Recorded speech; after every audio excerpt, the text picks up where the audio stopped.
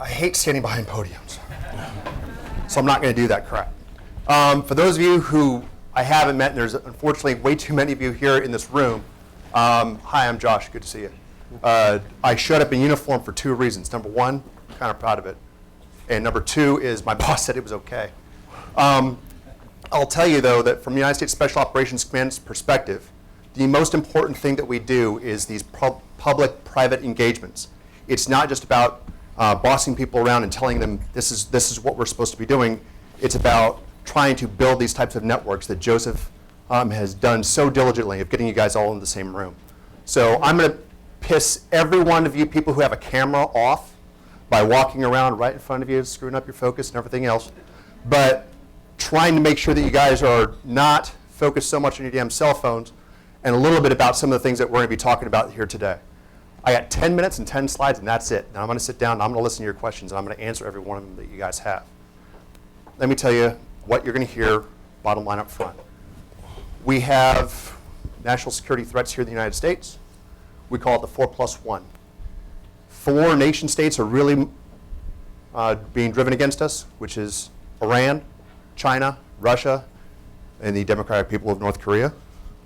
And the last one, which is the +1, not a nation state, violent extremist organizations. VEOs, now we go after specifically the Salafi jihadists and stuff like that, but VEOs also incorporate all these transnational criminal organizations, syndicates that are out there running amok. And further than just the TCOs that we're dealing with is a small subversion of those guys, which is the DTOs, the drug trafficking organizations. All drug trafficking organizations are, by in and of themselves, transnational organized crime syndicates. So that's what we're really trying to get after. If we put everything under one big umbrella, it wouldn't work. We have different authorities, we have different responsibilities, and I'm not going to ask you for anything.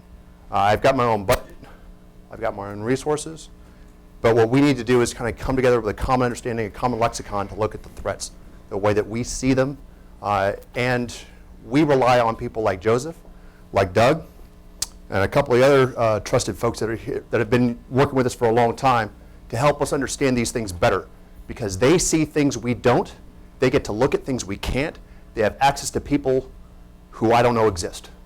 And when I sit there, and Doug came to me about 3 years ago and said, hey, we got a problem here in Latin America, and here's where it is, I said, geez, why isn't everybody doing anything about this particular problem? He'll talk to you about it in a second. I took it over to the intelligence community. I said, are you guys seeing this? This guy just came in here and just kind of blew my mind away. What can we corroborate? The answer was nothing.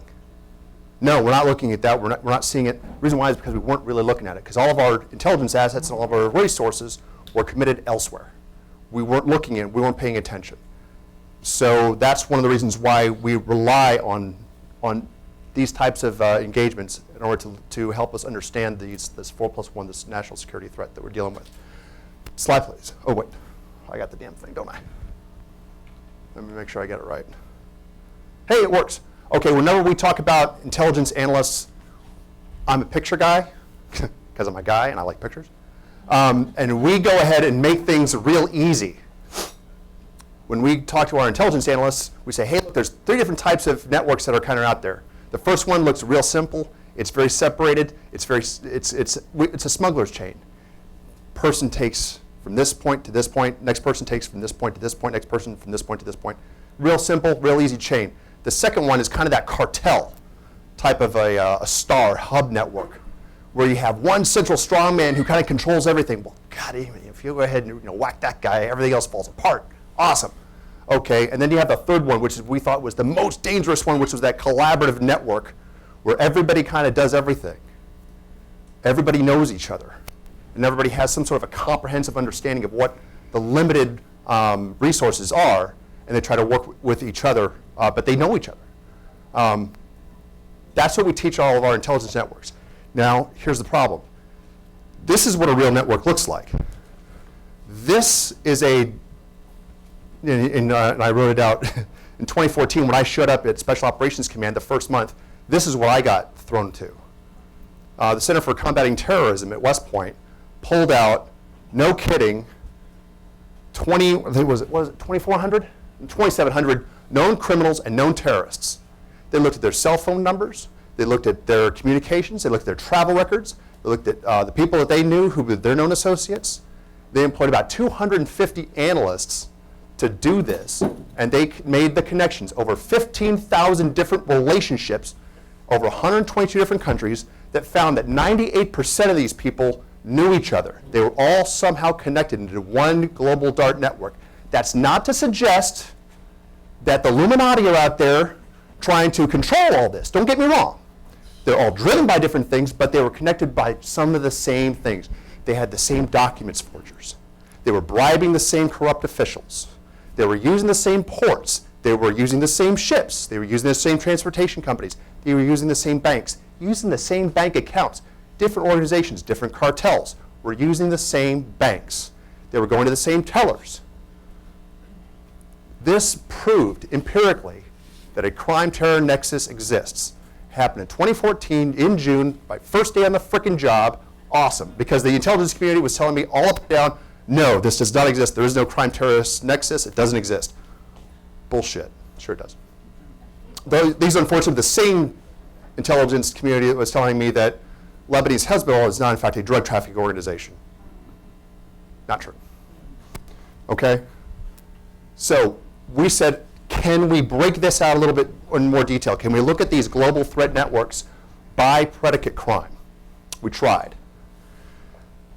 Didn't work. Didn't work. Because once again, when we did our own empirical analysis, we found that the VEOs were using the same smugglers for people and weapons that the drug cartels were using. Awesome. So we were like, there's got to be a way that we can do this. So we started working out partnership relationships with other organizations. DEA, phenomenal group of people. I love working with the DEA, especially their Special Operations Division over in Chantilly. But the DEA have been absolute champions when it comes to putting bad people away that I care about. And it's not because they're better shots than we are. It's not because they're bigger than we are. They have a bigger budget. It's because they can go after certain drug angles because everybody hates drugs. Everybody hates narcotics. And we have found that it is so much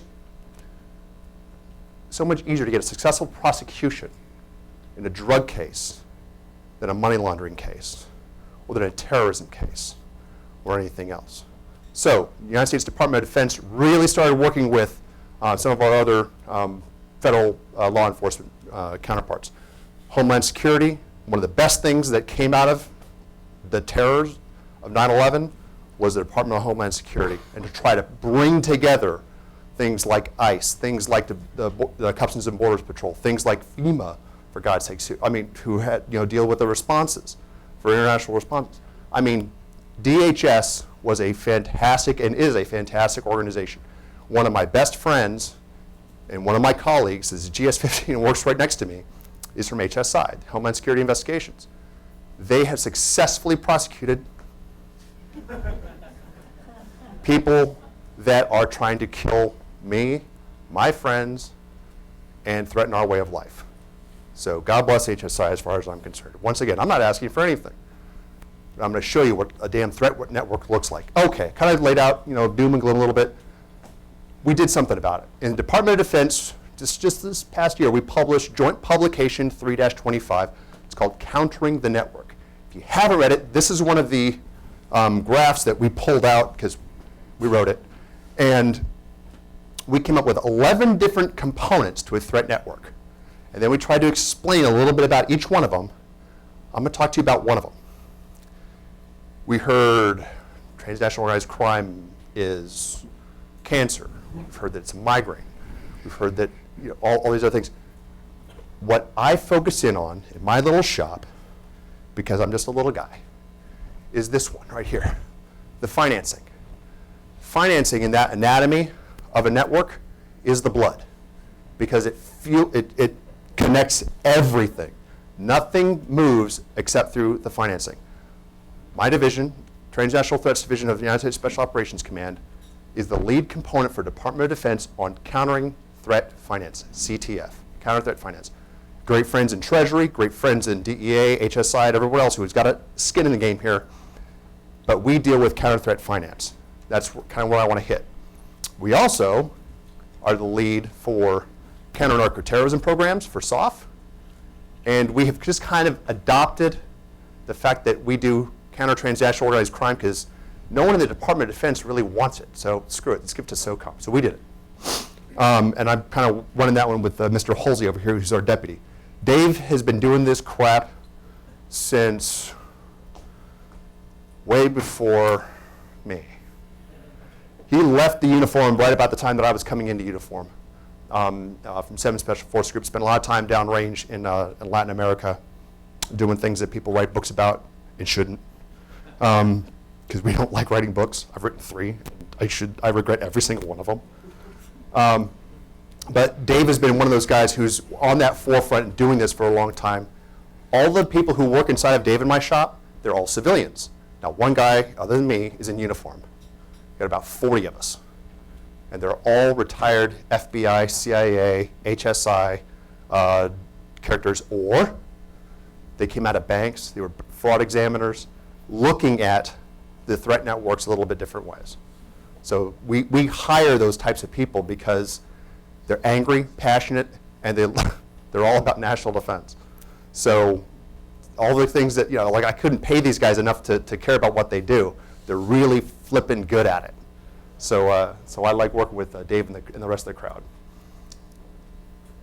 Now, there's a couple things I wanted to look at because we don't just look at one specific region. We look at the entire big blue ball, that globe. So when we look at something, oh, that sucks because the light, anyway. But we look at things like, and we have commissioned studies for things like trade-based money laundering. We can see and have seen, this is the unclassified version of the whole 9 yards. We've got a great report about 120, what the hell is it, 125 pages or something stupid like that. 125-page report on trade-based money laundering, all scrubbing down into where can we find some of those convergence points. And the convergence points that we found almost exactly mirrored legitimate commerce and legitimate trade that's going through free trade zones, places like Panama, places, well, Panama blows. Because that's the one that I can tell you honestly, I am so happy that we worked with the DEA when they nailed the WHSF money laundering organization here last year. Because that stopped $6 billion from going into the hands of Hezbollah and the Sinaloa cartel and other characters. So the WHSF money laundering organization that got busted up had I think it was 6 or 8 arrests. Now WHSF just last month pleaded guilty, didn't he? He just pleaded guilty. He's awaiting sentencing, as last I understand. And 68 businesses designated, freed up a whole bunch of things, Balboa Bank, all things went to hell. But it was all coming out of the free trade zone, and it was all coming through Hezbollah money. So to think that we're not doing something about it, not true. We are doing things about it. We're helping out all of our other federal law enforcement agencies, as well as, I'm going to keep walking by you, ma'am. I'm sorry about that. Okay. But we're working with our other law enforcement agencies, as well as the intelligence agencies, in order to kind of sit there and pick these things apart as best we can. In order to also highlight and illustrate why we're taking these operations very, very seriously. Going after trade-based money laundering, not what I signed up as a Green Beret for. I've had 10 tours in combat. I've lived in 16 different homes. And I've been on God's borrowed time for the last 11 years, because 11 years ago is when I got hit in Baghdad by one of those damn proxies, those Iranian proxies that was a Shia militia, the Jaish Ahmadi. That decided to go ahead and send a 60mm mortar down my way. Got a little bit too close. And fortunately, didn't kill me. I think my wife would have changed that last phrase, but anyway. But we've also seen some very heavy things going into West Africa. The same type of activity that we saw that went after the Lebanese Canadian Bank money laundering schemes. Here's the problem. They still exist. Going after the used car lots and stuff like that Hezbollah continues to go ahead and dominate, they still exist. So we're working with the FBI, we're working with other federal law enforcement agencies to try to see what we can do in order to eradicate some of those things, or to neutralize them. Another global look that we did was we said, you know what? The Islamic State is principally funded through their oil trade. Who else is profiting through the oil trade? took about 8 months, took a look at it, and this is what the unclassified version of what we came out with, which is and this is 2015 numbers, which we published in 2016. Out of the, what was it? I think it was $2 trillion, I think it was, of the oil mechanisms that were out there for the oil pipelines. About $15 billion of it was coming to the illicit side of the house. Most of this illicit oil market was being pumped out and used internally in the own countries that they were pumping the fuel out. It was being used internally, most of it, with the great exception of Nigeria and Iran. Nigeria, Iran, and to some extent Venezuela. Venezuela, there's an interesting place. 100,000 barrels a day is moving out of Venezuela, principally going to Colombia. They're losing about $2 billion a year because they refuse to do anything other than think of themselves. There is no reason for this country to be burning in hell like it is right now. It is rich in resources.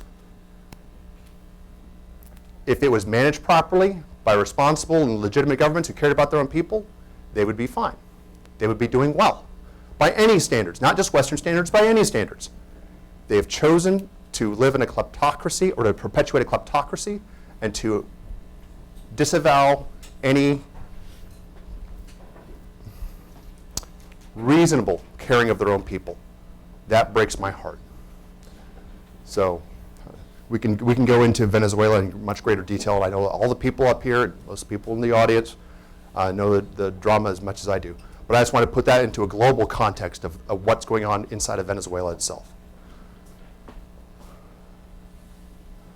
Last one I wanted to hit, oh shoot, I guess that was the last one. There it is.